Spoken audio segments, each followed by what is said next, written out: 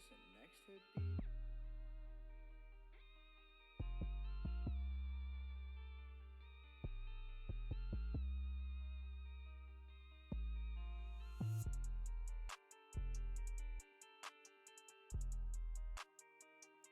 Look, it had to be about 1999, maybe year 2000. My dad, man, he's looking at like the Navigator. This is when they kind of first came out, and I remember him over and over talking about what color and what type of Navigator he was going to get. Meanwhile, I'm getting ready to turn 16, or I was 16 at the time. And one day after a year, it had to be at least a year of him talking about finally buying a Navigator. He hadn't bought a truck or a car for himself since 1984, which is the year I was born. And I get off the bus stop, I walk home, and I noticed a purple minivan on the street and a green Volkswagen Jetta. I was so excited, like, what's going on? Come to find out, he bought your boy a Volkswagen Jetta, 1996, green, had a sunroof, baby. But at the same time, he didn't get the Navigator. He bought himself a minivan. Crazy. Today, I want to welcome you to the I Am Alpha podcast. Today, I have a guest in that's going to blow your mind. So if you don't have a keypad or notebook or whatever, you can take notebook or notes in, I should say. Go ahead and grab them. But today, I want to introduce my buddy, my friend. He don't know he's a mentor, but I'm a mentor as well. Sean Wilburn. What's up, man? What's going on, bro? Hey, man, I'm glad you're here. You know, when we designed this podcast, you were one of the first names I thought of. And this is not going to be, hopefully, if you agree to it, this won't be the first or last. You know, multiple things. You wear multiple hats. From a lot of people may know you as a pastor. A lot of people may know you as a person of education, where you teach it, an entrepreneur, clothing line, author. I mean, we can go on and on, but if you can, for like 30 seconds to a minute, kind of tell them who you are, what you do right now, and we can start from there. Okay, well, my name is Sean Wilburn.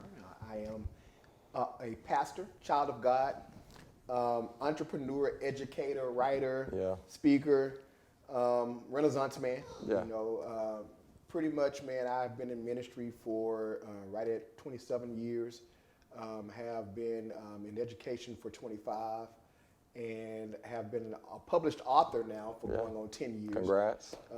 My first book was called Love Chronicles. People have labeled me a dating coach, but I'm not a dating coach. Yeah. I am the homeboy Yeah. to my lady friends Yeah. that give them men advice. Straight up. And so my lane has been in the relationship forum has been about, you know, how men think. Yeah. You know, and it kind of has created a platform for me, and I'm 100%. grateful for that. 100%.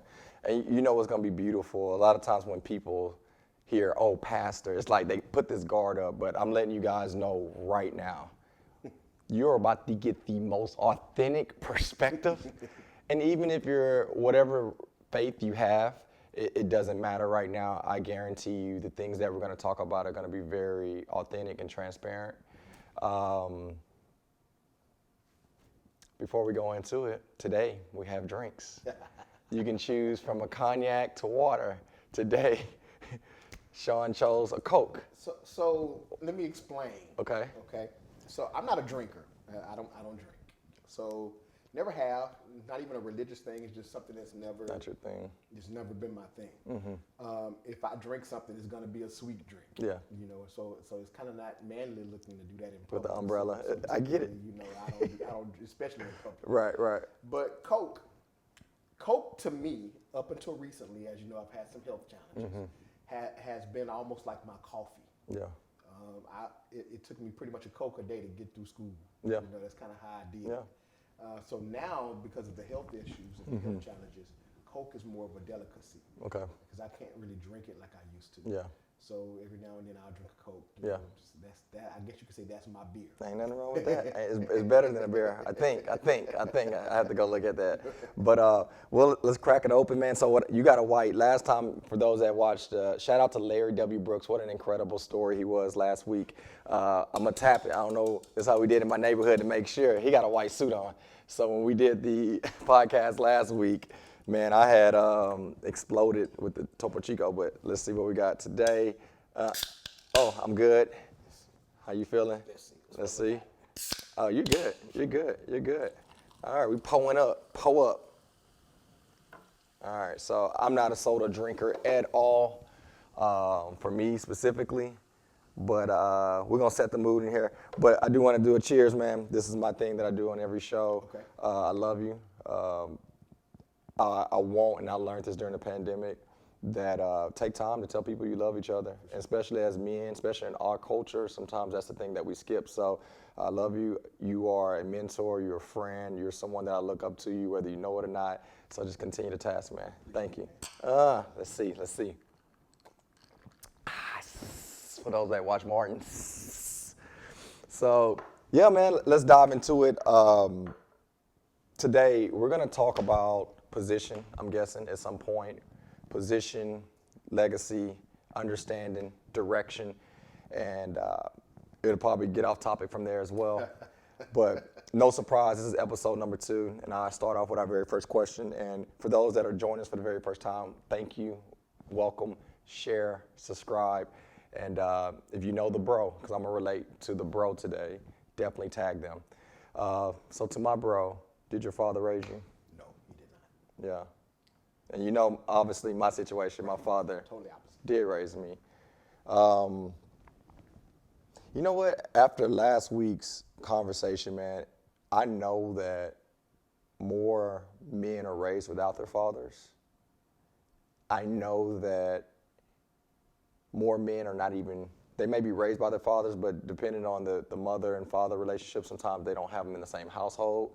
So for me, being in the same household with my mother and father and having my father, I know it's totally different from you. So the conversation that we want to have today, these are not by any means, I sent him questions for him to know, and he didn't send the same, but let's just conversate and let's help somebody today.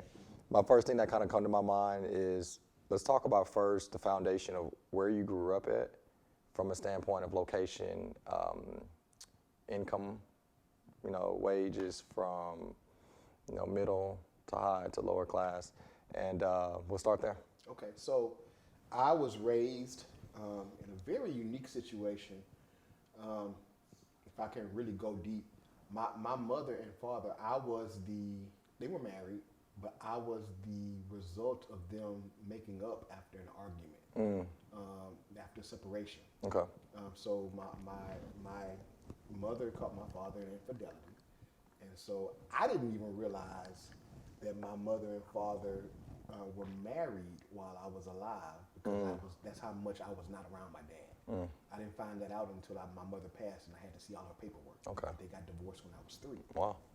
But he never lived in the house with us. So my mother, single parent, educated black woman, she was a school teacher back when school teachers made like $18,000 a year. Yeah. Okay? So we were, I guess, considered lower middle class. I grew up in Acres Homes. Matter of fact, it was so funny. I was just telling somebody this last week, or the week before last, when we had Mother's Day. I drove by on my way home from the cemetery, because the cemetery that my mother's buried in is literally right down the street from the house I grew up in. Really? Okay. Like, you can see the street that I grew up on from my mother's grave. Wow. So it's kind of ironic, right? Wow. So I drove down I always drive down that street and look at the house. And when I was growing up, the house didn't look that little when I was growing up.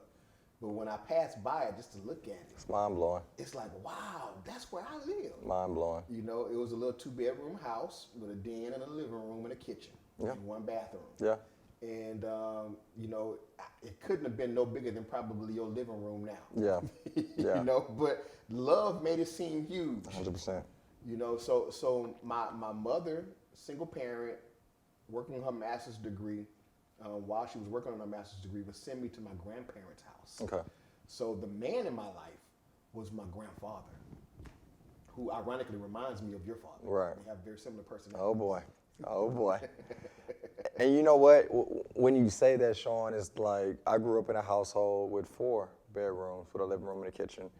And it's ironic that you brought that up, because after the podcast last week, Larry and I began to talk about that. And I went back to the street that I grew up on, and my friend still stays there. And I went back there, and I was like, it was a bigger house. And when you hear typically a 4-bedroom house, you're thinking everybody has their own bedroom. Right.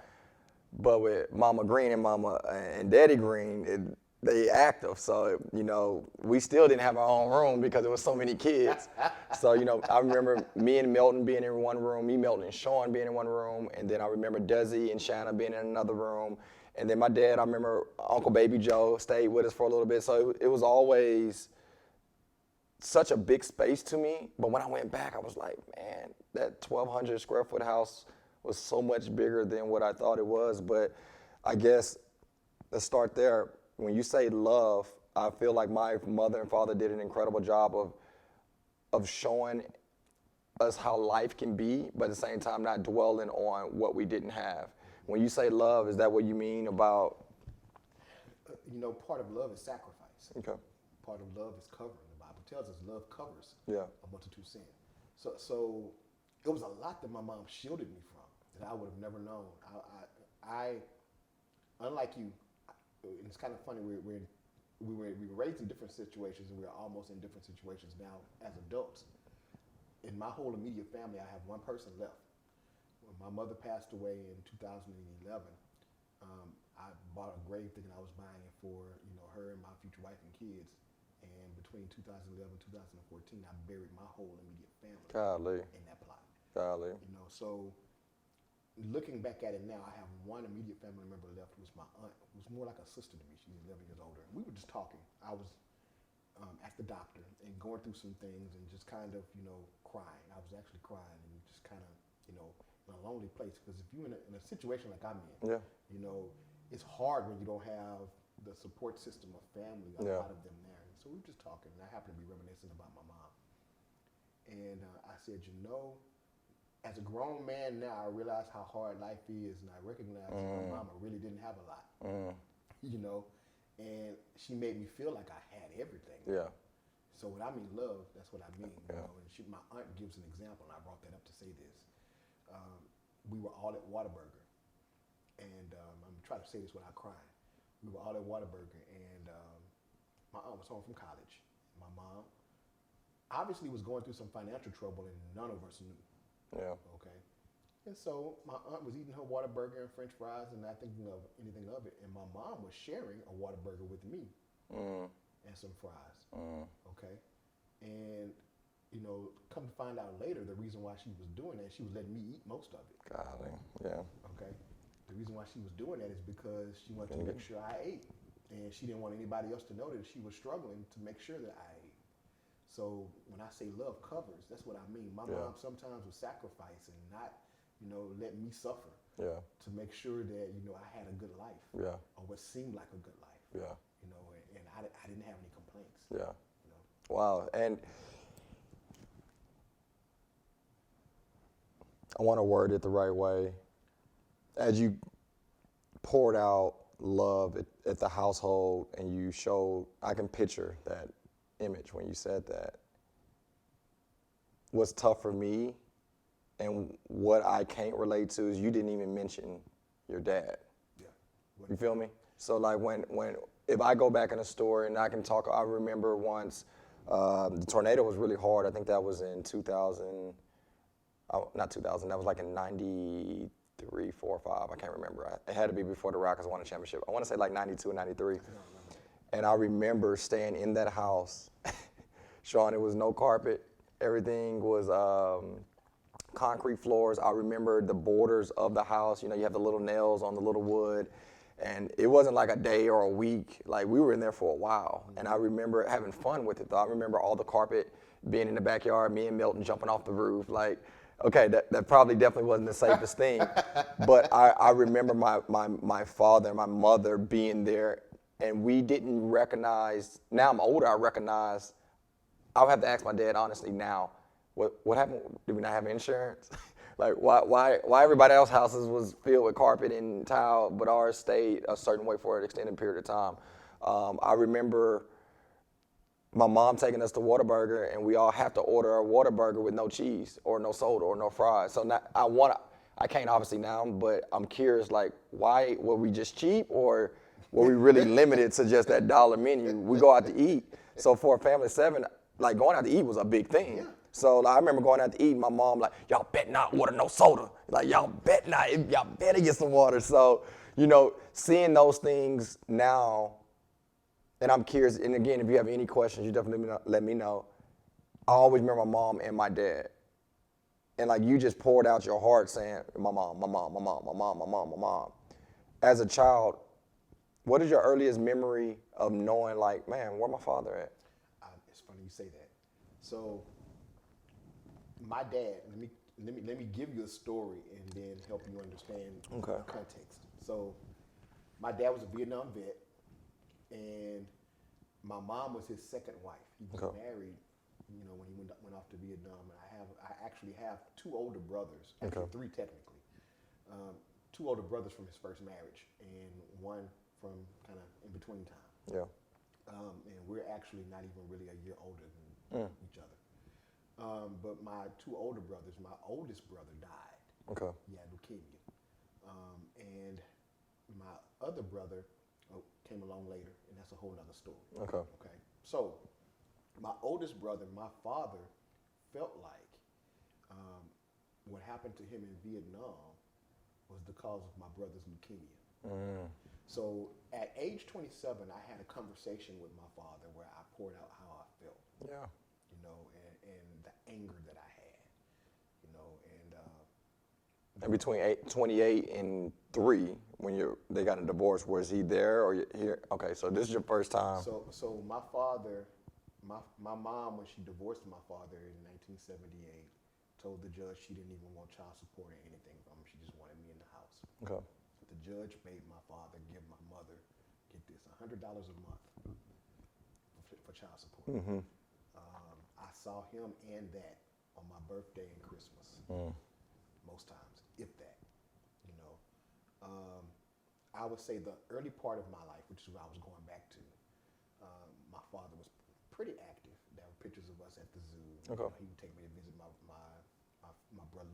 brother's grave. Matter of fact, he has a story, and I didn't remember this, of course, because I was an infant, where he took me to the hospital when my brother was in the hospital. My brother was 9 when he passed away, and said that my brother wanted to meet me, so he, you know, put me in the bed, and so I crawled up by his head and fell asleep, and that's the only interaction I've had with my older brother. I had a whole other story, which is another story for another time. I'll tell you about it later. Okay. But you know, those are the things that I remember when I was like 3 or 4. It's just, you know, going to visit my brother's grave, going to the zoo, riding with my dad. Every now and then when he come pick me up. Then it was a long stint. Okay. Till probably about age 8 when he met my current stepmother. Yeah. And she made him go be more responsible and pick me up. You know, and so I started spending a little bit more time with him. But he wasn't the loving father that I was used to, that I had with my grandfather.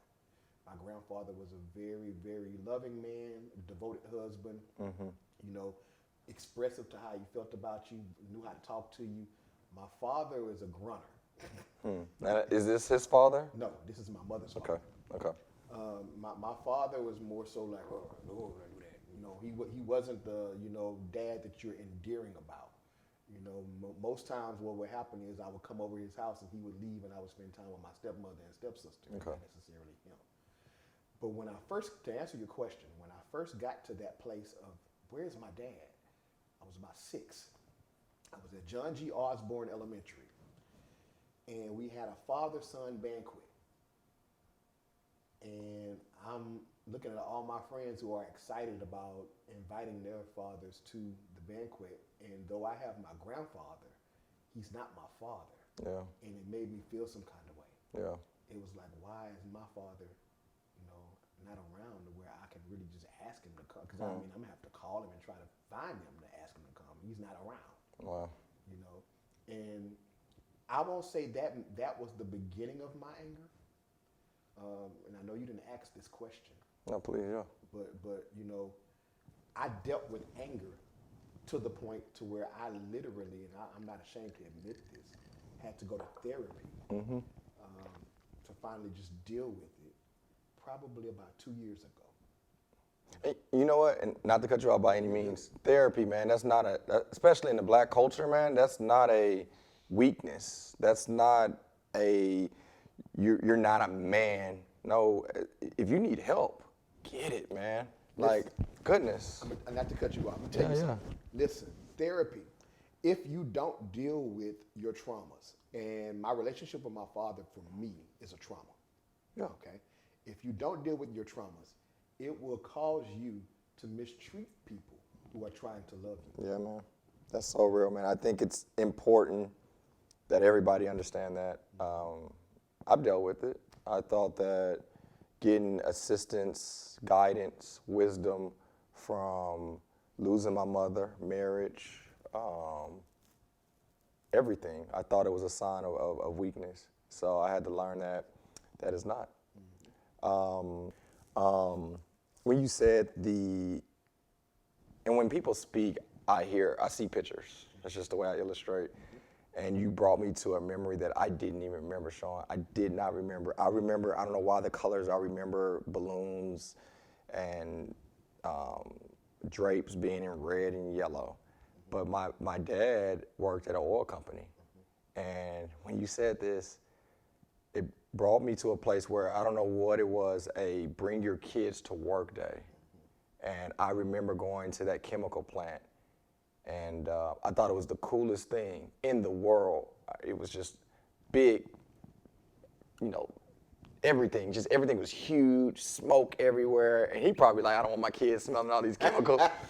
And I remember they having like clowns and just hot dogs everywhere. And I was like, man, this is where my dad worked. And I don't know how my dad feel about his 38 years in the oil, in the chemical plant. He might not like it. He might have loved it. But I can imagine my dad being like, man, this ain't the ideal job for me or you. But I thought it was just the best thing in the world, not because of the smoke and the plants.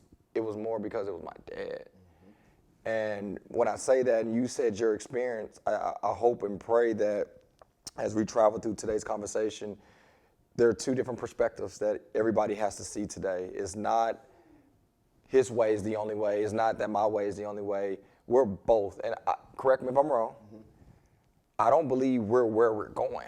Right. I have not seen my best days, nor have you. Correct. Right? So we both have our challenges, but I'm curious, Sean, when you were elementary, that's when the anger, I'm guessing, is starting to pick up and build momentum. And obviously at 8 years old, without the father, right? Sometimes the conversation that I've had with my father when anger would build up about other things, I was able to discuss. Now you're going from elementary to middle school. Now, I'm sure your mother, grandfather, everybody did what they could, but it's something about not having pops.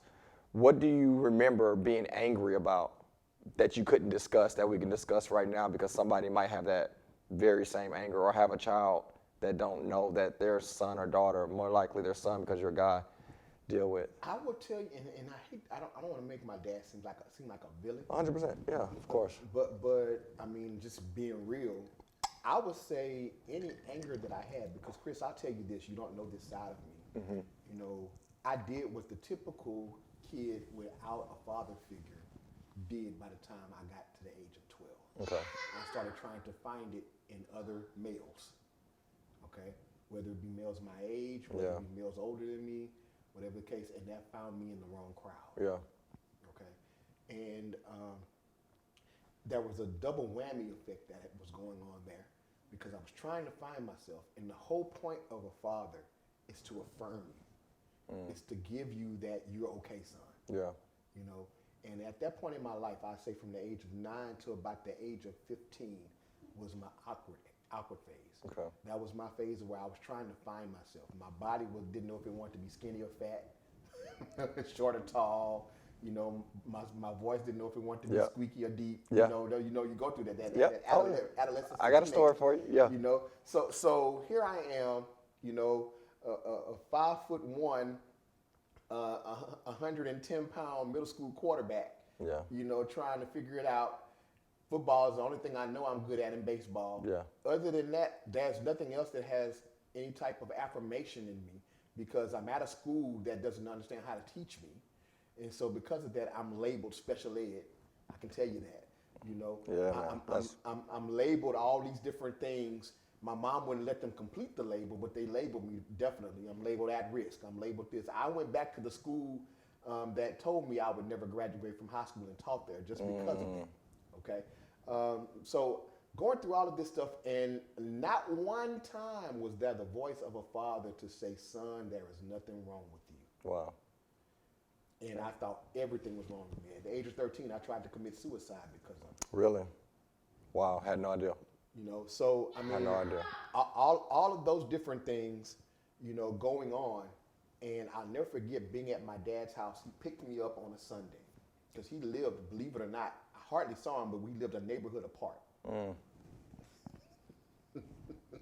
I didn't want to go over his house, and he didn't want to pick me up. I mean, that's kind of how that went. Yeah. We didn't like each other. So he came and picked me up, and I am, at this time, with my stepsister. Now, my stepsister was the popular girl. So, you gotta come with it and be the popular guy if you're gonna be around her people. Yeah. So, of course, she didn't want me around her and her friends, so she wasn't doing her thing. So I'm there by myself looking crazy. So I go and ask him, "Hey, Dad, can you take me home?" He was like, "Why?" I said, "Because I want to go home and play with my friends because you're not spending any time with me." Okay. Can I use profanity at all on this? Yeah, do your thing. Okay. Yeah. So what he says to me in response, he says, "You don't want to go over there and play with your friends. You want to go over there and sit under all them fucking women. You're going to grow up and be a faggot." And that incited a rage in me. Okay. That opened the door for demonic possession that I went through. That if I can say this without scaring your viewers, Go for it, that I was delivered from that spirit when I was 19 years old. But I had a spirit of rage that I lived with from that age, from age 12 to age 19. Wow. That put me in a very dangerous place to where I could have been that statistic. Easily. But it was by the grace of God that God put me around some good men that began to speak into me. I barely made it out of middle school. My mom sent me to my dad's house, once again, actually tried to give me to him. And she paid him child support because she was just that scared for me, okay, because of what I was going through and what I was doing. I stayed in fights, getting in trouble, and she was like, "I got to get you away from that environment. I'm making you go live with your dad." Wow. He didn't want me, So at that point in time, because we lived a neighborhood apart, he was trying to make me ride my bike to his house every morning to catch the bus. My mom was like, "No, we're not having that." So I ended up spending my time at a stranger's house. A woman that didn't even know me, that was a friend of my aunt's, treated me better than my own father. Yeah. How would you think that would make you feel? 100%. Yeah. Okay. And so just the anger that I had, I mean, it was just like, I always want to cry thinking about it now because it was just like this heaviness, that I dealt with as a child. Yeah. That just, it was a darkness. Yeah. Past that. So to answer your question, because I don't want to get off, was the source of most of my anger, I'll say 95% of it was my father. Because I spent from age 12 to age 27 trying to get him to see me. Golly.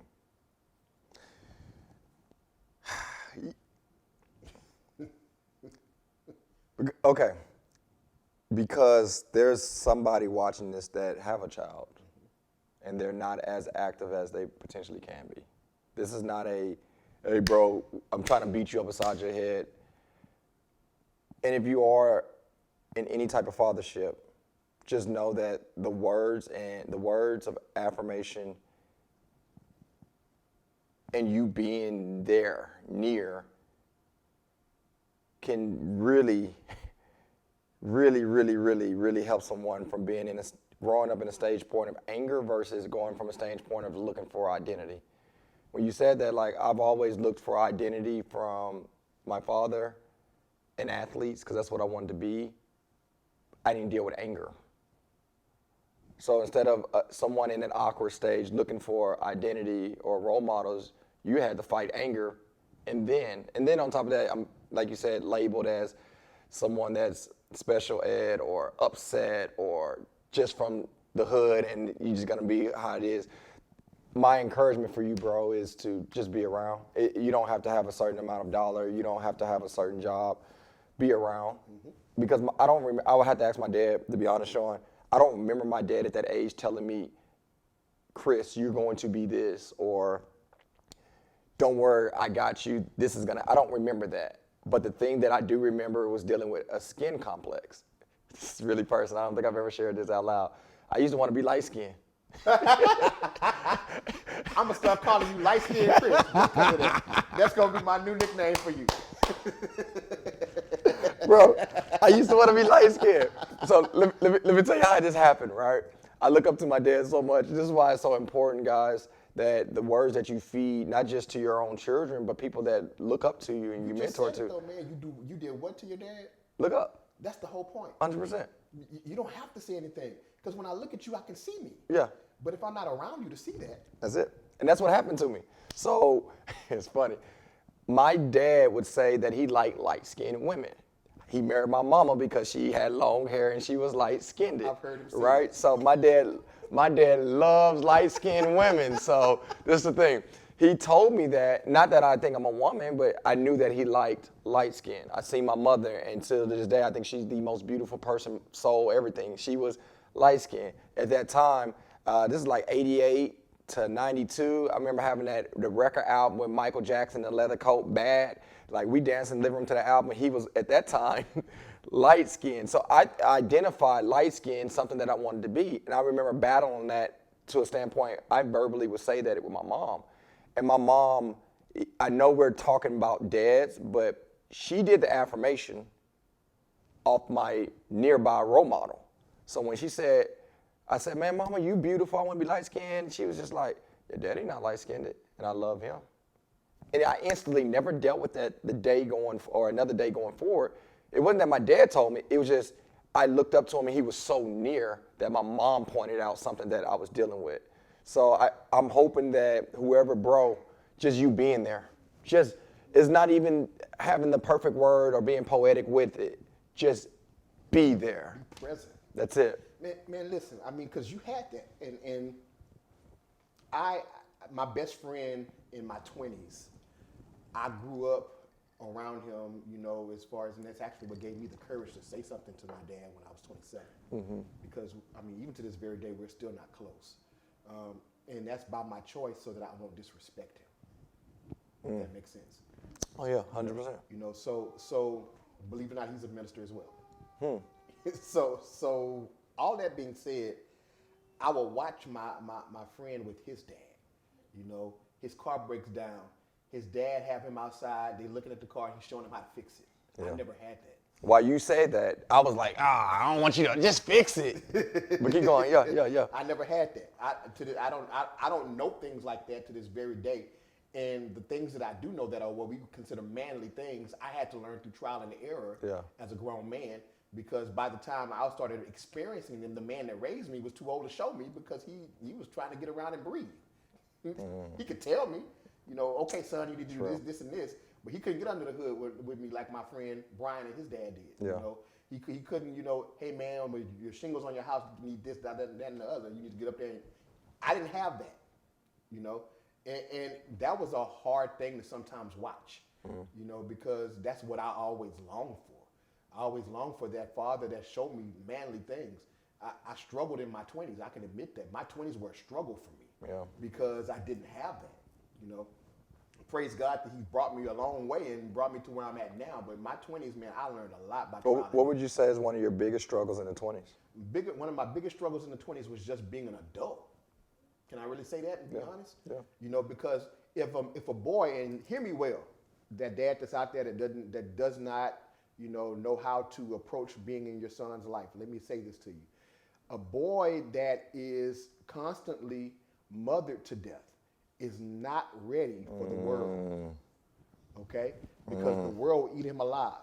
And he needs you to come and be that tough side of him. Here's the thing. Mothers love their sons and raise their daughters. It's the exact opposite. Yeah. Fathers love their daughters, but they raise their sons. And so when you're not present, then what you're doing is giving your son, even though he may be a masculine man, and it's not taking him to a place of being feminine at all, but he's going to be looking at the world from a feminine standpoint and not from a masculine standpoint. Yeah. And he needs you around to kind of guide him. And so what I didn't have when I was coming from teenage years to adulthood was that person to help me make that transition, you know? Because even my father then, he was somewhat present, but it was more so a critique and not necessarily a mentoring. You know, I never forget, you know, my prom night. My dad came by, and it was always just this me wanting to prove to him that I was that guy. Yeah. I'm, you know, and so football was kind of the thing that kind of helped make that happen. But you know what I didn't have, and what you may have had, was even when it came to girls and when it came to women, you know, I didn't have that. Hey man, this is how you do this, this, and this. You know, I had more so, man, you scared of girls or something? Yeah. You know, it was more so a chastisement for my lack of being a player. Yeah. You know, and so I never forget my prom night. My dad comes, hey man, what you got going? Well, you know, me and my date going to take pictures, and you got some money? Yeah, I'm good. You got some condoms? Yeah, I got a condom that Petrus is my brother's name. I got a condom that Petrus gave me. It's been in my wallet about 2 years. He said, "No, man, I'll be right back." He comes back in with, you know, about 3 condoms and hands them to me. You know how to put it on? Yeah. You know, no. So he told me what to do. You know what you're doing? It's like, I really don't. Right. And so he went into the whole description telling me how to do it. Okay. I'm like, okay. So I go to the prom. My prom date's dad was there to hate. Of course. So, you know, I had to bring her back by 12, so nothing that I had planned happened. Yeah. He sees my prom picture about a month later, and it's looking, he looks at me, you ain't smashed, did you? And I was like, no. And he was actually disappointed. Oh, wow. You know, and it was one of those situations to where at that point in time, I didn't need, you know, the critique of that, because at this point in time, I'm needing your acceptance, and I still hadn't got it. This is my point for even bringing that up. What your son needs from you is not a new pair of Jordans. He doesn't need, you know, the money that you give his mama. That's good. But what he needs from you is acceptance. Because here's the thing. Inside of that young man is the image of you. Yeah. And just like Chris has been saying here, when he sees himself, he sees the affirmation in you. I didn't see that until I was almost 30 in my father. Golly. You know, and it took me a minute to really get to who I am, to know who I was. Because here's the thing, regardless of connection, every son has to fight his father's giant. That's real. That's real. Regardless of the connection. That's real. So at the end of the day, what actually connected me to my father is I started seeing myself making some of the same mistakes he made. Yeah. That's so real, because when it came to women, I'm not saying this, I'm married, y'all. I'm married. I'm saying this as being as humble. I've never had problems engaging, conversating, communicating with women. And 100% my dad. I mean, I grew up, I watched the way my sisters and my mom operate, but my dad's name in his 20s was Chili, right? Chili Green, right? Imagine the big afro, right? Chili, right? And I'll open up a little, no, I ain't gonna say that. But so with Chili, he always talked about, man, everybody, I used to go to the club. I still remember the club name. I go to club 20 grand. And I'll pull up with my flashing lights so everybody know Chili Green's here. I walk in, everybody got it. You know, that's his whole spiel, right? So he would tell me, like, he said the way that my mama kind of got him was like, she knew that he had so many women calling, and he used to pay one of his sisters to take the phone calls and leave messages. They operate. So my mom was kind of like, hey, you know, you ain't got to do that no more. I do it for you. You don't got to pay your sister. And then Nisa say, you know, that's kind of how she got in or whatever. So when he used to tell me these stories about him being so cool, like, I felt I was doing the same thing. Right. So when you say what you're just saying, man, it's 100% accurate, because not saying I have the best punchlines when it comes to women, because I'm really corny, but at the same time, I was so confident. Exactly. I was so, man, she gonna hear me. Like, I'm not Chili, but I'm C Green, you know, like, man, I got the braids, like whatever I had at that time. And I I said this earlier when we first started, and I want to go into positioning because that's what it was. My father positioned me for success in so many different areas of my life. I didn't understand it then, 20, 15, 30 years ago, but man, I see it now, 100%. That's unique.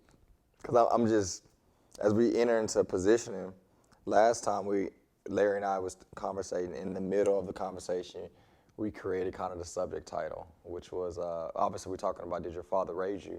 But I noticed in the middle of the conversation, if you go back and watch it, I labeled him as the chain breaker, and I was the legacy carry-on. Right now, when you said that, you're creating a position, and I have to be coachable in the position. And I believe for those that are listening, man, listen to me clearly. I'm not saying, because it's both sides, I'm not saying creating legacy is the easiest thing by any means. But also being coachable within legacy is still not the easiest thing to deal with as well. So I would like to kind of open up this topic and let's dive into it. As you wasn't created to have as much luxury and position to find success, you still got the degree, right? Or start with the diploma, you still got the degree, you still changing lives, you still starting business and executing. It's author. I mean, we can go on and on about the accolades that you conquered. How did you do that, Sean, without being in the positions that I've had? It was hard.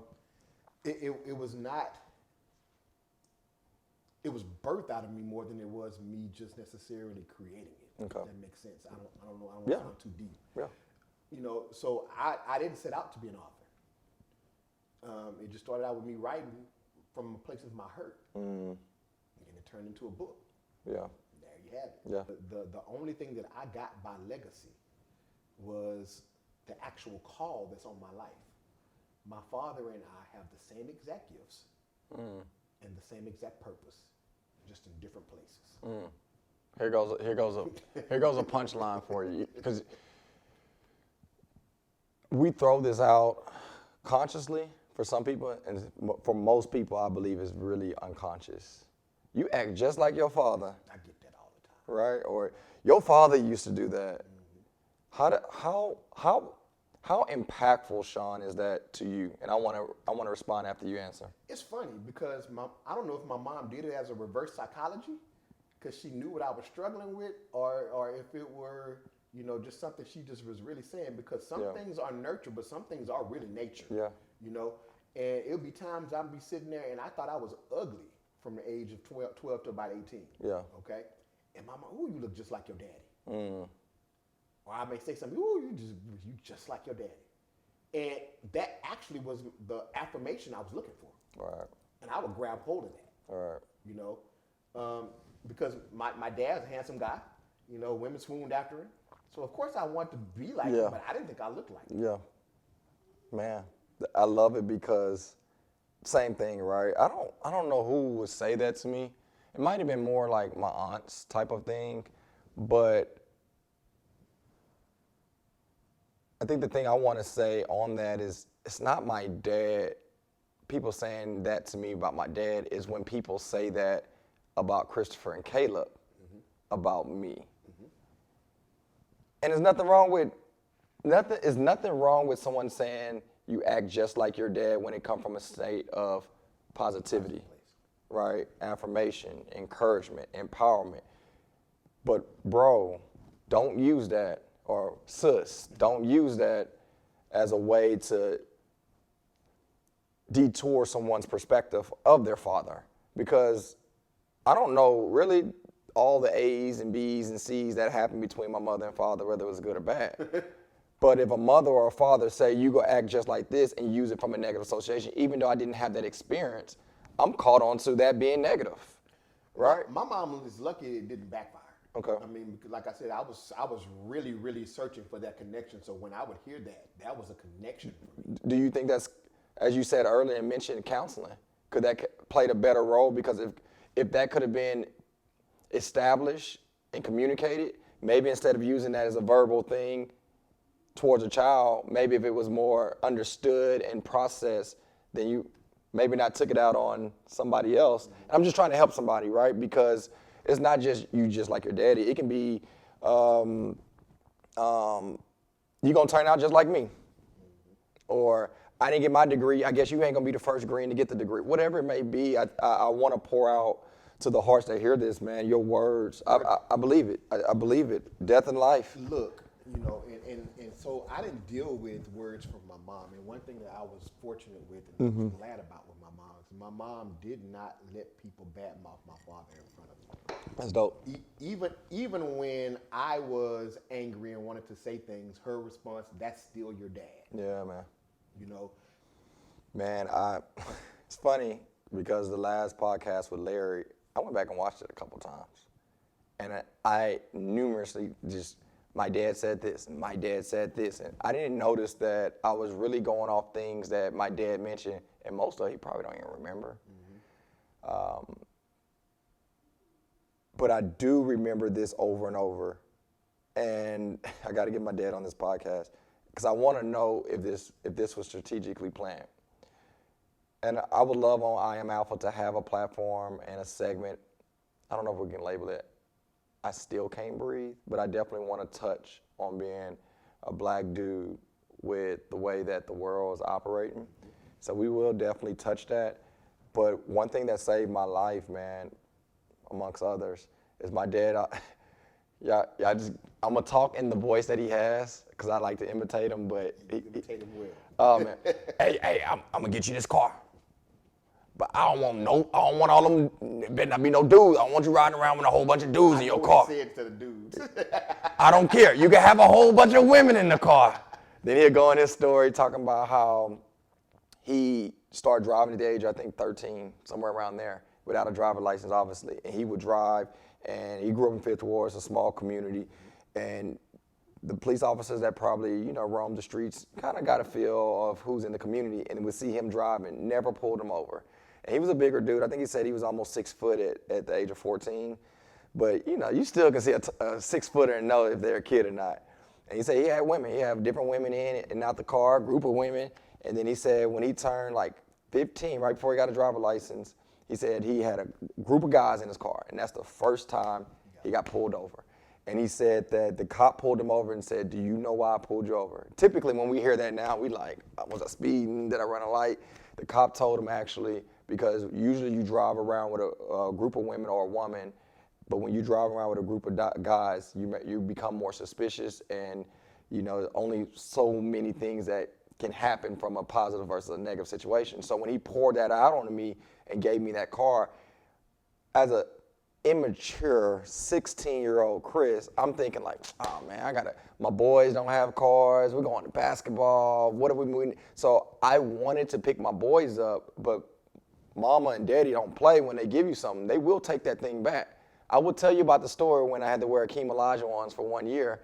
Not that nothing against those shoes, but I had some Junior Seau. Something against those shoes. No, it was some Deons. Still to this day, I never had a pair of Deons, and I had them, but we'll go over that on another story. But they will take it away from you. So I was so fearful in the east side of Houston, Sterling Green, like it's a small community. So I could have very easily turned the corner and seen my dad or somebody that knew my dad, Chris, driving around with the basketball team, and if that would have got back, I would have lost my car. So I was so fearful of that, thinking like my dad and them just not cool. But then I remember the first time getting pulled over, right? Like the first time I got pulled over, he asked me, he said, "You're gonna get a ticket. Which way do you want it? Do you want to get a ticket by speeding, or do you want to get a ticket because your registration expired?" And I knew that if it got expired and I got it, registered by then, I'd get it thrown out. But I was like, dang, I really got pulled over. So you actually do get pulled over. That's not just on TVs. And then I remember having a surgery, Sean. I remember I really want to go in depth about it, but I was treated so I was treated so unfairly.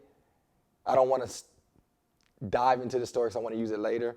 But basically, I was mistreated in the rain at a very young age, and I shouldn't even been out in the rain on I-10, where there's no, that much space on I-10 West.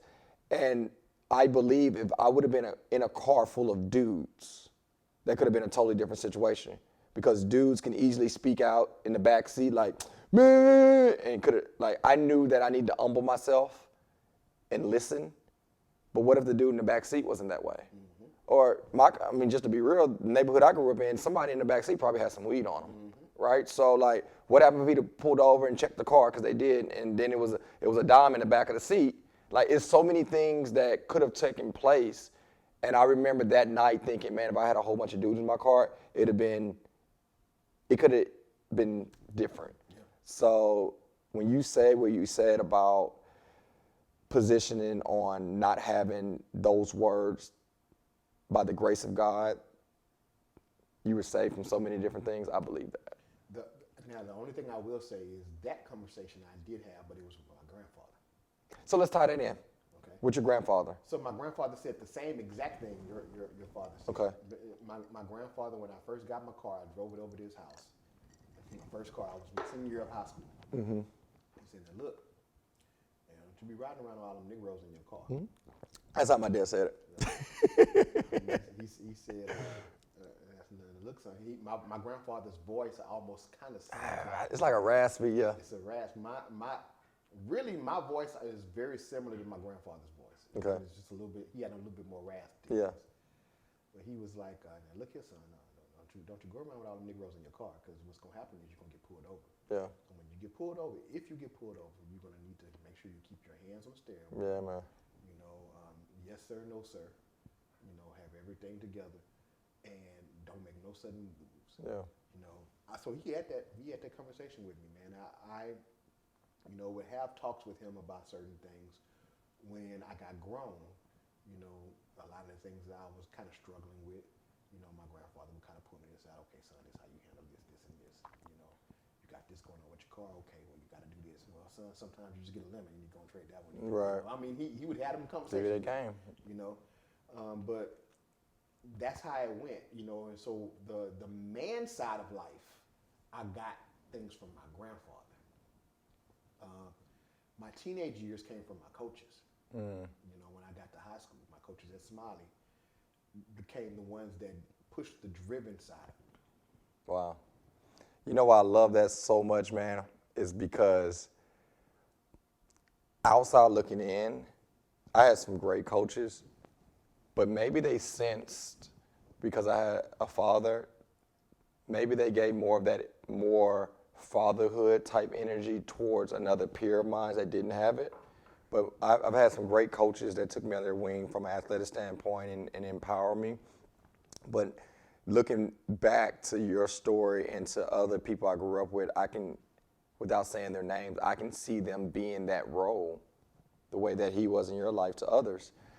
And I think it's so dope that the position you're in now was the position they were in, right?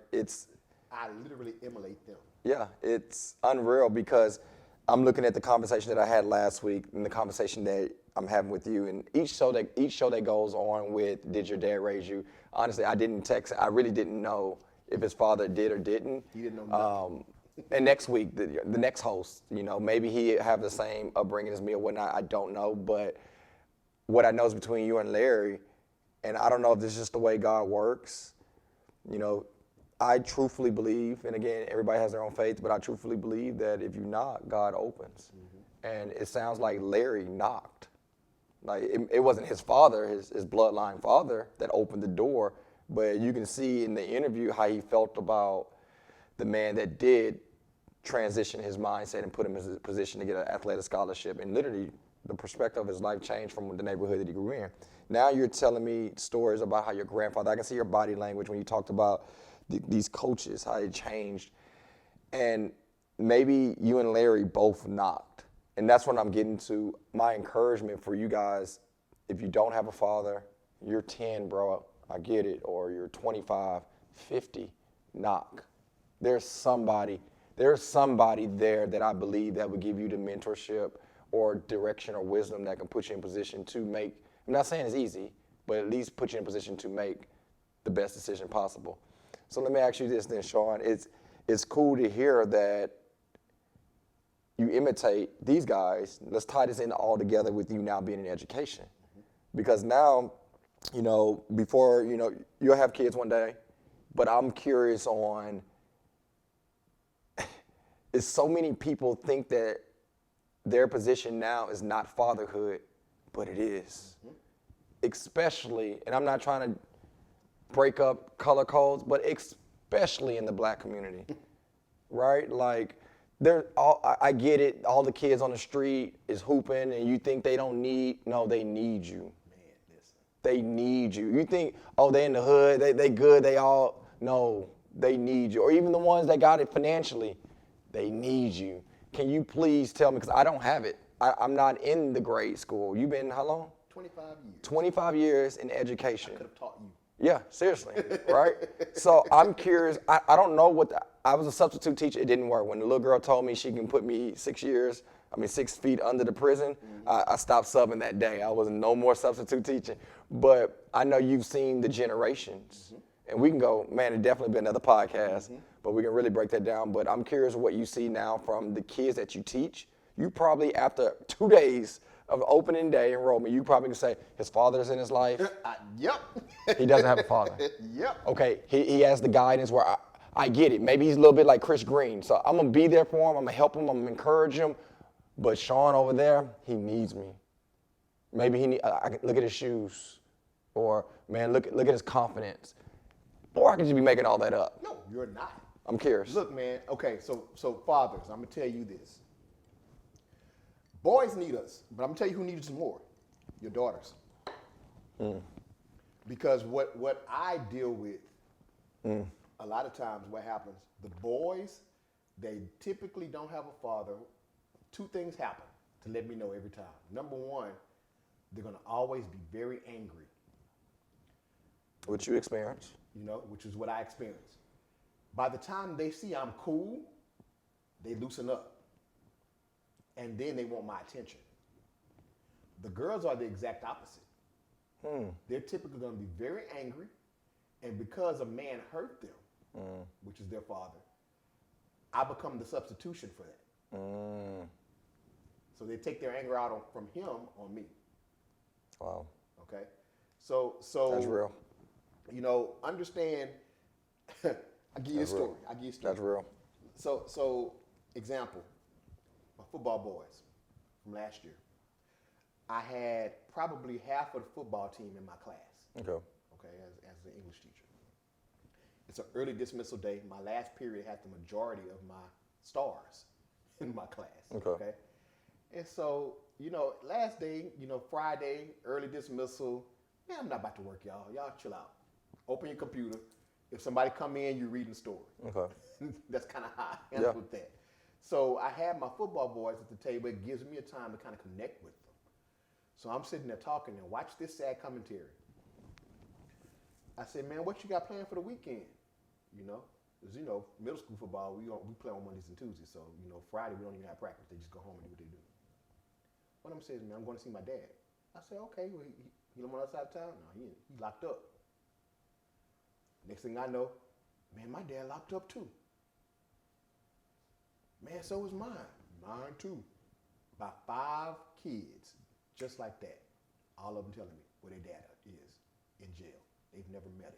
My whole point of bringing this all together is because this is why we have to be the voice and communicate with each other, because this is not the answer. I'm good. Like, if somebody asks me, look, I'm serious, ask Tina. If somebody asks me, Chris, what's wrong? And you see me with my back all slanted, I'm hurting, I'm talking about, I'm good. Like, that's not gonna give me any type of progression towards where I need to be. So as I laugh and joke around with Sean, it's important, bro, that you communicate. Uncle, it's totally cool that you went through what you went through, but for us to progress and go to where we're going, because we haven't seen our best, we're gonna have to openly communicate, and that's why I'm hoping that the I Am Alpha can be the voice that empower, encourage, and also heal. Right. That's pretty good, Sean. Let me ask you this. Oh, were you about to say something? Go ahead. No, go ahead. So, as you look, you mentioned something about, because we have related, because we're men, we related to our mindset as a child, how we were as a boy. But I like to point this out, and then we can finish up. You brought up the daughter, the girl, right? What's interesting, when I was subbing, shout out to BC Elmore, right? right? NFISD. What What it do, up? baby? What up? So Milton was a teacher there, Right. and I was able to do a summer program there, and I might have been like 25, 28. I was young enough for them to relate to me, to think I was cool, but I was old enough where I had their respect. And I remember, without saying any names, it was this girl, and you probably know who she is. She was cold. I mean, barefooted, come out there, football, basketball, it didn't matter. She, first person picked, unbelievable talent. And I remember meeting her, I was just like, this girl bad. Like, no, just bad. Just punching a little girl and run out the other room and kick a boy in the groin. Like, she was just bad. And she would be so bad with me. Like, I'm like, dude, everybody else cool. But like you said, after a while, she started clinging to me. Right? And this is, what, golly, I'm getting older, 10, 12, 15 years ago. So I'm like, now at a point where I look back, maybe she didn't have a father. And maybe the reason why she was so freaking bad towards me was because she had her guards up. But then once she seen I was probably consistent, that I wasn't going to treat her a certain way or didn't need something from her or didn't verbally or physically, whatever, abuse her, she was more comfortable. And I remember thinking this, because it was only a month summer program, maybe 2 months. I remember kind of feeling a little sad, like, man, I can't be there as much. And I remember asking my homeboy, he grew up in the same neighborhood, shout out to my boy Carl. I was like, man, what happened to such and such? Because he was related to her. He's like, man, she's in prison for, I don't know if she robbed or killed somebody, but she's there for, I think, life. And I was like, that's what bothers me. Like, what if I could have done something different? That's why I'm there. Yeah, okay. I'll tell you this, That's real. a lot of, it's each one teach one. You had your time, you had your place with that young lady, but it comes a point to where it's an accountability. You got to make your right choices. Yeah. Example, after my boys get out of my class, I typically let them follow me on social media.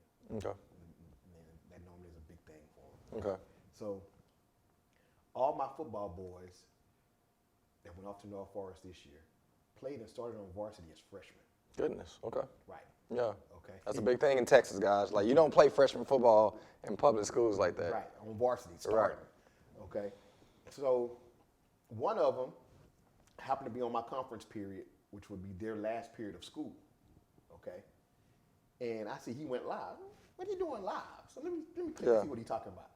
Now, the fact that you don't cut off your live when I come on means that you respect me and you actually, have let me into your world. Okay. Because typically if it's somebody that's younger than me and I come in there live, they're going to stop it and start it over because they don't want me in there. Yeah. So he's skipping class, running around. Him and another one of my kids that was in my class whose dad went to school with me. Yeah. Okay. Hey, man. Hey, Coach Wilburn on here, man. Hey, what up, Coach? Hey, man, why y'all not in class? Right. That's what I typed in. Oh, man, we just out here, we out here just tripping out, Mr. Wilburn. We good. Hey, man, there go them niggas right there. They about to fight. Okay. I typed in, don't you start on varsity? Yeah. That's what he says back. I said, you got a lot to lose, don't you? Because next year going to be your start of your recruiting year, more than likely. Sophomore. Because now that you're a sophomore, they really going to be looking to see what you do, see if you improve. You're going to have scouts talking to you next year this time. I said, watch this. Pardon my French, but I said, it's going just like this. I actually video called him. I said, fighting is a broke nigga sport. He's like, man, what you mean, Mr. Wilburn? I said, okay, them dudes that's over there fighting, Real, man. they ain't got nothing to lose. Okay? Real. You going to have all this to give up. And what's going to happen eventually, when you start getting all this attention, them same dudes going to be trying to get you to do stuff stupid so that you can lose what you got and be where they are. I ain't never think about it like that. See, that's what a father does. Perspective. Changes the narrative. That quick, though. That quick. That's what a father does. So you're looking at all this, and I point out to him, I say, every superstar, with the exception of one that, I'm not going to mention his name, that is doing well now, that came out of North Forest, where are they right now? From the last 8 years, because we're right at North Forest High School, if you were number one, that means you're their stud. Oh, okay. Just about everybody that's worn number one since like 2012, besides one person, is in jail. Golly. They go off to school, they come home for the summer, they do something stupid with them same. So get the Division I, be Right. a part of the small percentage, Right. and then do something out of ignorance that you can't take back. Right. And it then you dictates in jail. everything. Because there's not a father present to do what I just did. And that's the hard part. I'm not gonna lie to you, Sean. Like, I don't know. I said this at the very first podcast. Mean Green has been incredible. You know, from fitness to changing, transforming, and encouraging lives. And I don't know how this just developed from that. Also with ministry. We just spoke about that, right? And now that I have a heart for men and women, boys and girls, where it's just like be present in their lives. Going back to what I told everybody, we talk about positioning, put them in a position to succeed. Now you can only lead a horse to water. You can't make them drink it. I get that, but my thing is how many horses are not even getting to the water, right? So obviously you actually may know, but like stats off the top of your head, round numbers. How many people you think you've seen, you said 25 years of education? In 25 educations, male or female, how many of them you've seen actually go forward and do something? Be productive citizens. Yeah. I say probably about 65%. 65%. And out of 65%, how many of those you think, being as humble, right? Like, this guy's not cocky by any means. Out of 65% of them that went forward to do something productive, how many of them you think would have been productive without you? Probably about 50% of them. Golly. That's why we got to be here. Bro, or whoever, just because you're not the bloodline father or mother, don't think you can't be the person that shift the perspective of them being obedient or them being coachable. Because me, thinking back to even some of my basketball coaches, even though my dad set the guideline for me not to do some things, they like literally put more concrete in it to validate what my father did. So it's just so many different positions that you guys are in, and I want you not to overlook or don't think you're not doing what you need to be doing, because you're very effective at what you're doing. Man, that's dope, man. That's dope. Yeah, man. Let's leave with this last little topic I like to bring up, and I would not be who I need to be if I didn't bring this up, because I admire your strength. Right? So like for me, I've dealt with some battles, man, and unfortunately we have a similar battle with losing our mothers. I think you were 11 and I was in 2012. I know what battle that is, right? And again, I can't say what you feel, because when people say, man, I know how you feel, I'm like, bro, you really don't. But I know that. Empathize. Yeah, right? So with that, and then you mentioned a couple times about your health challenges, right? Like looking at you in the last year, it's been times where I'll be like, oh, my gym's gonna shut down. You know, like, what am I gonna do? You know, what if this pandemic take over and they literally won't let us open our gym? What if nobody, like, I get all these mental illusions that would potentially take place, and there's been times I thought of you and I'm like, nah, I'm stronger than this. And I admire your strength in the unknown. Speaking from a guy that was put in positions of strength that you potentially didn't have, besides your grandfather and coaches, where did that come from? Or what inspires, what gives you the momentum to have the strength that you have now? And there's some good days. There's a highlight reels, but we all know, if you're honest, there's things we don't post. And you actually do post some of those things. But going back to the question, where does that come from when it comes to strength? I started smiling simply because you will really get this because of what you do. Okay? What you do is you train people to become stronger. How do you get stronger? Condition, repetitive, being consistent, empower. Being consistent in what though? What are you doing? Training, muscle groups, empowering the mentality, It's an uncomfortable situation. Oh, 100%. Getting used to being uncomfortable, to be exact. Yeah. Right. So trouble makes you strong. When you come, I mean, people say this as a cliche, but it's really true. What doesn't kill you makes you stronger. Oh, yeah. And so I've been through a lot. So what I have learned is to keep living, live through it.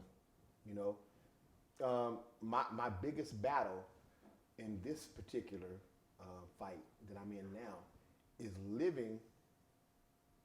Let me say it this way: not living to go to dialysis, but living. Yeah, man. Yeah. Okay? Because it's easy to fall into that trap. Man, I'm at a place every other day where I see people flatline. I see people, struggling to breathe. I see people who are nubs. They have no arms, no legs. Yeah, the only man. thing you do is lay there and moan. They're laying next to me. Yeah, We got man. the same disease. I could easily go into a place of that can be me. But it's a fight. You got to have that fight in you. And the thing that I'll say, and anybody that ever played football with me would probably tell you the same thing. Wilburn may not have been the coldest dude, but you ain't go out fighting. Yeah, man. Because either you got it in you or you don't. And if you got fight in you, that's the one thing I can say, and I got that from my grandfather. My grandfather was a fighter. He was stubborn. And so that's a gift and a curse. I'm stubborn to the point to where I'm not going to quit, even if I'm limping. Yeah. Yeah. Yeah. That's just me. That's part of my DNA. And the things that I've gone through in life have conditioned me to that place to where you don't quit. Sometimes you want to. Sometimes what you do when you got that spot partner, they're not gonna let you work. Yeah. Yeah, man. That's real. Okay. Yeah. So sometimes even in life, you gotta have that one person 100%. that's going, hey man, no, I'm not gonna let you do that. 100%. You got that one person, they let you get it out for a second. All right, now you good? Yeah. All right. So this is what we gonna do. Yeah. Gotta have it. You know. Gotta have it. So what I've learned not to do is hold it inside. Because when you hold it inside, then it becomes an internal battle. Yeah. To where you're fighting all those thoughts of what if. Yeah. When this first happened to me, I was like that. Gotta be. Had to be. How am I gonna plan next year? I don't even know if I'm gonna be here next year. Yeah. Based on what the doctors are saying I have. Yeah. So what is this, Lord? Lord, I'm laying hands on everybody else and watching them Yeah, get healed man. and recover. Look, wait. What's going on? That's transparent. That's as authentic as it comes, man. Yeah. I feel like a fool. I've been laying hands on these folks for years and watching all these testimonies of people, you healed them, but here I am now with this sickness and you're making me just suffer through it? Yeah. That's how this works? Yeah, man. I went through all of that. I went through the periods of anger. I went through the periods of I don't want to be bothered. But I all the time I had at least that one person that'd be like, hey man, dog, I know you got a lot going on, but don't let it get to you. You're gonna be all right, Because most people, unfortunately with me, that see me from the outside looking in, see Superman. Yeah. They don't know Clark Kent. Yeah. And you gotta be as a man, hear me with this, brothers. You gotta have those people around you that can handle Clark Kent. And not pet your dysfunction, but help you past your weaknesses. Yeah. That's so real, man. A lot of you guys are watching this video and you're maybe thinking, I don't have nobody to talk to, man. I dare you just to inbox me. I'm gonna give you this challenge. If you can't talk like this to your homeboys, Oh yeah, that's they real. not your homeboys. Straight up. If the only thing that y'all can do is go watch the game or go somewhere and drink beer and watch women, and you can't have a real conversation with them and they can't tell you, Yeah, man. about your dirty draws and vice versa, that's not your crew, man. Yeah. Those are your acquaintances. Those are not your friends. There's no way you find growth in that. Right. There's no way you find growth in that. If I can't, I just applaud the comment you just said. And that's how I kind of arrange my friends, to be honest. Like if by any means you like, if that ain't why he didn't text me back. But no, that's real. If I can't tell you, I don't tell everybody transparency of every little thing I deal with. But if I can't tell you, like, my back hurting, if I can talk to you about how the Rockets and the Texans are tripping, then that's going to limit our friendship. But my closest peers, I can tell them, some of the most personal things I've been through. And I think from what you've explained, correct me if I'm wrong, from you overcoming what you're overcoming now versus the anger of not having a father when you were younger, and just that gap in between, it seemed like at some point somebody said something to encourage you, where you were able to communicate, whether it was counseling or a peer. It was my coaches. It was your coaches, 100%. I can tell you that all day long. Wow. You know, by the time I became a junior in high school, my mom, and God rest his soul, Coach Nathaniel Sylvester was my position coach, but he lived on our side of town. So my mom sometimes didn't want to stay as late because UIL didn't govern us like they governed y'all. Yeah. You know, they have us out there howling at the moon at practice. Right. You know, and so my mom would go home and he would take me home oftentimes. Okay. So we would have them conversations. We'd ride down the street. Hey, Wilburn, I noticed, you know, the little fellas be kind of making fun of you because you make good grades. Let me explain something to you. Nerds make money when they grown. Everybody go back and look at their yearbook and you see what they're doing now, right? That's Straight exactly up. What he said. Straight up. He said them same characters is skipping class and all the girls like now. He said, give it about 3 years, son. Yeah. Them tables gonna turn. Yeah. Maturity though, because he's seen it. He's experienced it. That's a father. That's a father. Right back to it. You know, so we would have those conversations riding home. Yeah. You know, he would just kind of talk with me and talk life with me. Yeah. Sometimes it'd be football, you know, and things I was doing wrong in practice. Other times it would be, you know, hey man, look, what's going on with you, this, that, and the other. I think, honestly, when you said that, I think some of the most realest conversations I've ever had in life was in a car with somebody. Maybe it's the isolation from everything else, but, you know, you said something, and we'll finish up with this. You said something I think it's important, and as a man to man, I was pointing out how you were transparent, even through some of the not so smooth waters. And I believe when people talk about a man being sensitive or expressing the way that they feel with tears, that we're looked at as not alpha or not as a man. And I just wanted to tell, and please share any thoughts. If you come to my church and you see some tears drop from my eyes, it might not be out of pain. It might be out of like surrender or peace or conviction. It can be so many different things. Or there's been times where I've been so freaking proud of something that took place where tears begin to fall. Or maybe I'm going through it because it's Mother's Day and everybody got pictures of their mama and I'm just sitting in the bathroom crying because I don't want to cry in front of my kid. Like, just because I've cried doesn't mean that I'm not a man. Do you disagree or agree? I totally agree. Yeah. I mean, look, here's the thing. Emotion, being emotional, does not mean that you are feminine. Understand this. Anger is an emotion too. Lust brings about an emotion as well. Men express those. Okay, so unfortunately, that's once again one of those things where we have created dysfunction and made it functional. Yeah. You know, a man that bottles up inside, and I've heard this compared to this way, a man that bottles up his emotions inside is like a volcano. Yeah. You know, eventually it's going to erupt. Yeah. You know? Well. So it's absolutely nothing wrong with it. And I am appreciative. I get that side from my grandfather. Yeah. My grandfather was a very emotionally intelligent man, and so that's where I get my emotional intelligence from. I mean, you have to be married 70 years. Yeah, straight up. I think honestly, I've never.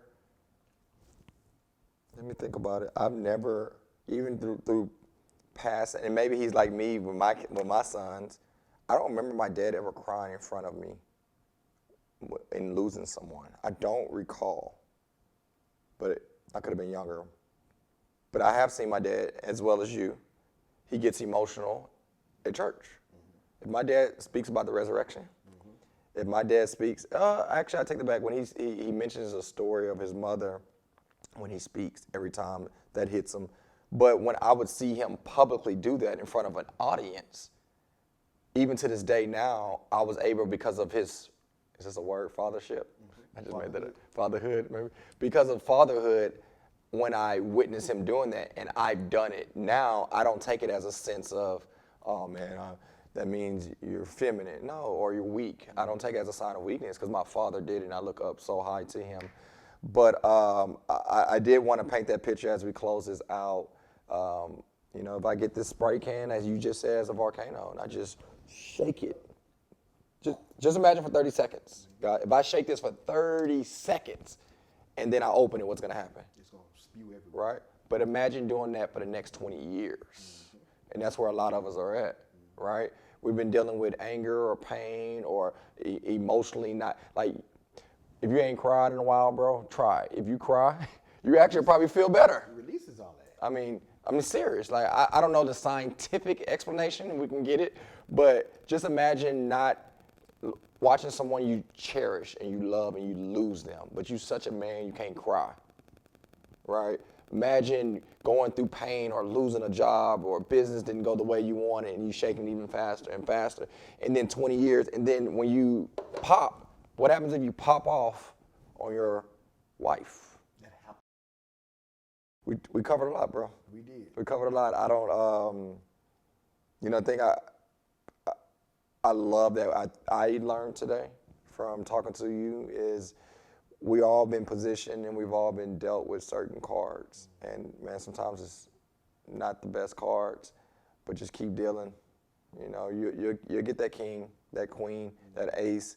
But what I love with your story, and as we continue to mature and learn and live in life, is that the very same thing, Sean, I noticed in the conversation with you, the very same things that was challenged or could potentially still be challenging to you, but more so as a youth, you're now pouring that back to other people in the same position. Mm-hmm. So I commend you for that, man, and as a voice in the kingdom, as a leader in the school district and those that you come across, I love to see you say that, 60% of the people that you've seen and came across in the neighborhood that you're teaching in.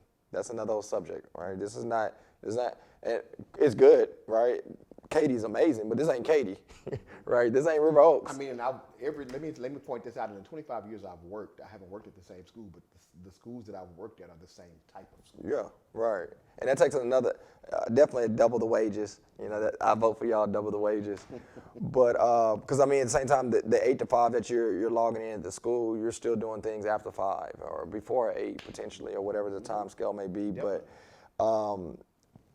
I see what you're doing now, and I see 2 portions of it. Part of it is because you didn't have it, but part of it is because you learned from it or you're healing from it.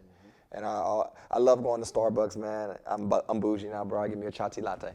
And, when I get my chai tea, I love when someone says, "Oh, the person in front of you has already paid for it." And I love what Starbucks does. We'll take sponsorships. Also, Coke, Sprite. Holla at us. Coke is on Sprite. But I love when they say, "Do you want to pay it forward?" Nothing in life is more fulfilling than being able to give somebody something that somebody either gave to you or something you can do for somebody for the very first time, right? So like I look at my parents, they were such pioneers in what we're doing now because they were chain breakers, creators, and they were able to give something that they never had to someone that they love that would be their first. So when I look at them, sometimes I remember my honeymoon with Tina. That kind of hit me. Don't do that on camera, bro. My honeymoon with Tina, I remember I was on the paddle, and it was Jamaica. I got out really deep. And like that was one of my inspirations, was to allow my mom to see parts of the world that I wanted her to see. And I remember getting out there, and I was like, man, God, like I almost felt like a failure. And I was like, I wish my mom could see the ends of the earth that I'm seeing now. And I remember hearing in my heart, like, she's seeing things that you haven't seen either. But now that I've matured, I bet it was more, I wish I can ask her this. I bet it's more fulfilling that I had the opportunity to see it because she created it. Same thing with my father. And I want to pour that out to you guys. Somebody's in your position. Some of you guys are in my position. For those that are in his position, man, you're really creating and putting people in a position to see things that they've never seen before. And I commend you for it. And if today's the day where you watch this and hear this and you say, man, I can be the person that's going to establish and give somebody something they've never seen, or like Starbucks, pay it forward. At the end of that, question when they ask me, Sean, do you want to pay it forward? I have to. Because somebody gave me something or did something for me they didn't have to. So I don't even care whether it was more or less behind me. I'm paying for it just because somebody gave me the opportunity to pay for it. My spiel to you guys, create it or pay it forward. That's real. Create it or pay it forward. I believe if you can create it or pay it forward, again, this is not an answer that I've received from my mom. I can definitely ask my dad. But I believe she would receive more fulfillment to allow me to be in Jamaica versus never being able to see the ends of the earth. And so my mom and my little brother, which is really my little cousin, but I call him my little brother, came and helped me. So they started helping me move all this stuff. This is literally a month and a half before my mom passes. Okay. Okay. So my view in my old apartment was literally of the Katy Freeway and the where the Improv and the movie theater was. Okay. I want to say it was Alexa. Yeah, it was. Oh, wow. Okay. That's where I was. So my view was, this amazing view. Yeah. You know, I'm cool and beautiful apartment. And I'm going to get some stuff out of my car. And when I walk into my mom staring out of my window, just gazing at the view and wiping tears from her eyes. Okay. And I walked in and she kind of tried to hurry up. I said, Mama, what's wrong? And then she just broke down. I'm just so proud of you. I'm so happy for you. And she gave me a hug. Yeah. Okay. And in that, I believe that my mom, if I were to be able to go and ask her in heaven right now, would tell me, not only did she see that particular view, but she saw where I was going.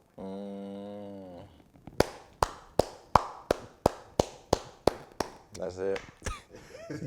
Somebody dropped the mic, pulled the cord. That was I don't know about y'all. That was for me. Man, I think I ain't gonna say I think I know without a shadow of a doubt. I've lived and still do, but now the transition is changing a little bit. But I live for 5 words. I'm so proud of you. Like getting a scholarship, like I wanted to play ball and I wanted to make it to the league, but I still have a picture in my office of my mom holding me and hugging me and crying at my graduation. And it was like, I'm so proud of you. You know, I remember starting Mean Green. I'm so proud of you. The first book, I actually didn't publish it. And that's what really upset me at one point. Because I had written it, it was ready to go. She told me like, hey, is it copyrighted? Is that what the way you need to copyright it is to mail it to yourself and get it certified. That's to be your first. Like I remember her telling me that and I just prolonged it. I wish I could have gave her a book. But I noticed when I published that book and I wrote in there, I dedicated it to her, that was the first time I did something so big to me and I didn't hear it from her. And then I looked and said, that's why, that was my passion. It wasn't the jump shot. It was, I'm so proud of you. So I look at it now, you know, even to my dad and everybody else, but now it's shifting a little bit because I'm married with Tina and the boys. So like, I promise Sean, I can't make this up. I'm in the garage working out and the boys in there and I'm doing a wall sit and it's basically sitting in a position, you're holding it right and I'm starting to shake. And once you get like to a point of really trying your best at a movement and you become irritated. Like, I'm sorry for those that I train, I be joking around while y'all struggling. I get why you want to cuss me out. But at that moment, I'm shaking that wall sit, and my CJ came to me, and he was like, ah! I'm like, leave me alone, you know? Then I get off the wall, and then he came back and said the same thing again. Guess what he said?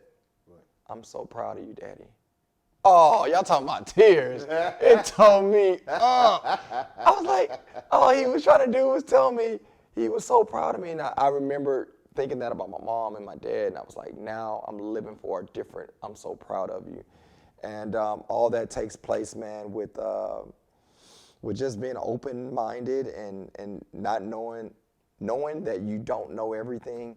So, man, let's leave with that. Let's leave with that. You got any questions or anything? You good? That's a good stopping point, man. Man, everything below, connect with my friend, amazing man. honestly, we probably touched 5% of what we probably could have talked about. But for more topics, man, as I said at the beginning, I would love to have you on. For sure. If you haven't already, guys, subscribe to our channel, turn on the notifications. If you enjoyed this, comment on YouTube in the comment section. Share this on all platforms. I'm hoping and praying that something was said and done to empower you, encourage you. And bro, I do want to say this. In closing, I love you. You're worth it. You got this. I want to say yes, you can to everything that you truly desire. Les Brown says it best, if you can look up, you can get up. And I want you to know that you matter. And your position means something to somebody. You can dictate not just your future, but the next girl or boy that looks up or wants to just be around you because they long for maybe the attention, maybe the identity, the position, whatever it may be. You're worth it. So continue to keep up the great work. That's it? That's it. All right, we're out of here. Love you guys.